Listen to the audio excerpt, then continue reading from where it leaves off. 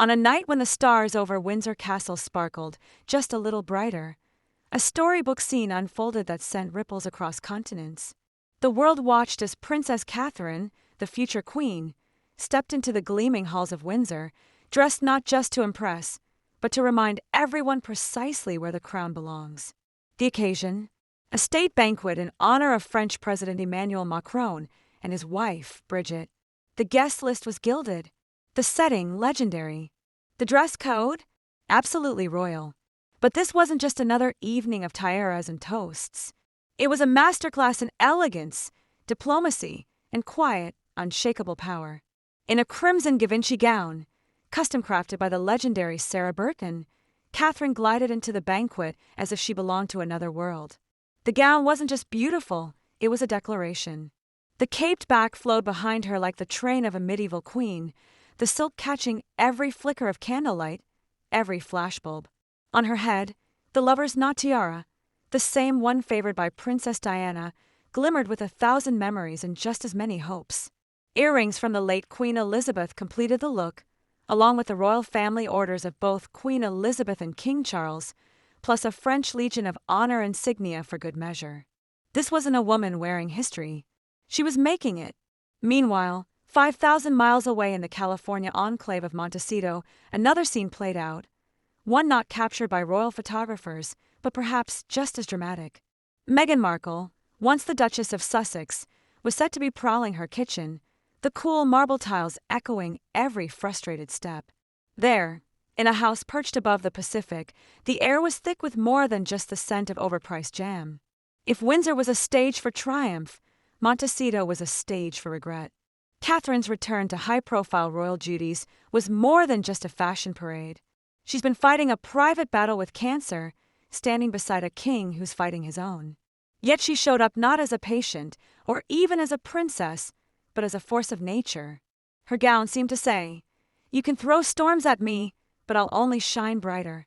There was a kind of poetry in her composure, as if the centuries of duty and sacrifice that define the House of Windsor had found their perfect modern vessel. Meghan, by contrast, once believed Givenchy was her royal birthright. During her brief tenure as a working royal, she clung to the label, especially under the creative direction of Claire Waite-Keller.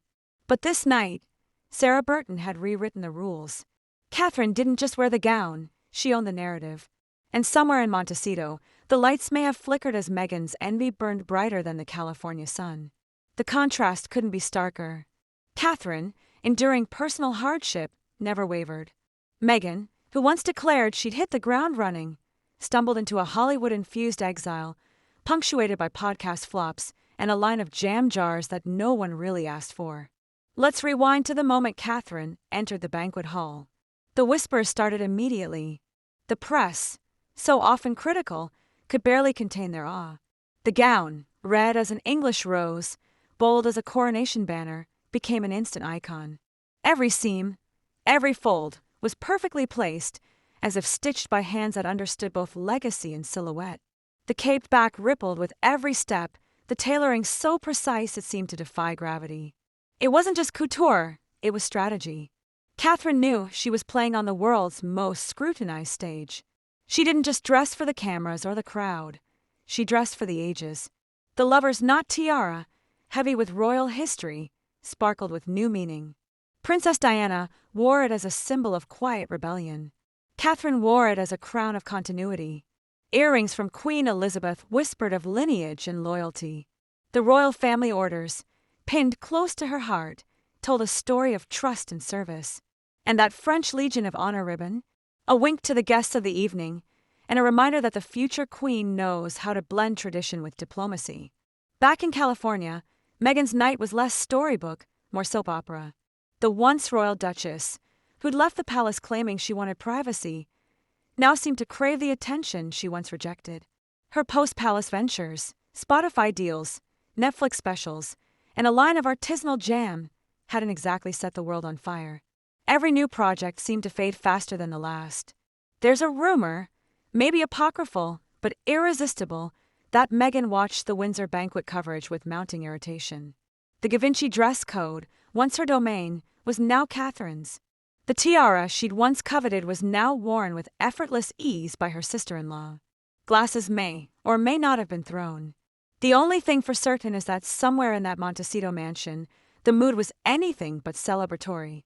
What made Catherine's appearance so magnetic? It wasn't just the dress, or the jewels, or even the setting. It was the message. In the world of royalty, fashion isn't frivolous. It's a language. Every choice is loaded with meaning. Every accessory a symbol. Catherine understands this intuitively. She doesn't just follow the rules, she sets them. Meghan's approach was different. Her fashion was about making headlines, not history. She wanted to be the rock star queen, the center of attention. But as Princess Anne once remarked, royalty is about service, not stardom. Catherine grasped this from the start. Meghan, it seemed, never quite did. It wasn't just about wearing a tiara. It was about what you did after you took it off.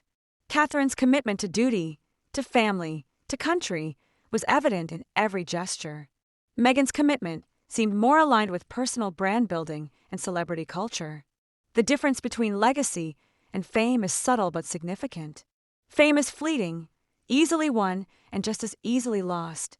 Legacy is built over time, brick by brick, through sacrifice and service. Catherine is building a legacy. Meghan chased fame, and when the glare of the royal spotlight proved too harsh, she retreated to California's gentler glow. Catherine's Windsor appearance wasn't just a win for her, it was a moment for the entire royal family. In a year marked by health scares and shifting public opinion, she reminded the world why the monarchy endures. Grace under pressure, strength in adversity, a sense of occasion that elevates even the most ceremonial event into something unforgettable. As the banquet drew to a close, the world buzzed with admiration. Fashion editors scrambled to name Catherine the evening's best dressed. Diplomats whispered about her poise. Even seasoned royal watchers admitted they hadn't seen a performance like this in years. In Montecito, the reaction was different. Meghan's team, ever vigilant to the shifting winds of public opinion, huddled to plan the next move. How to recapture the spotlight, how to rewrite the narrative.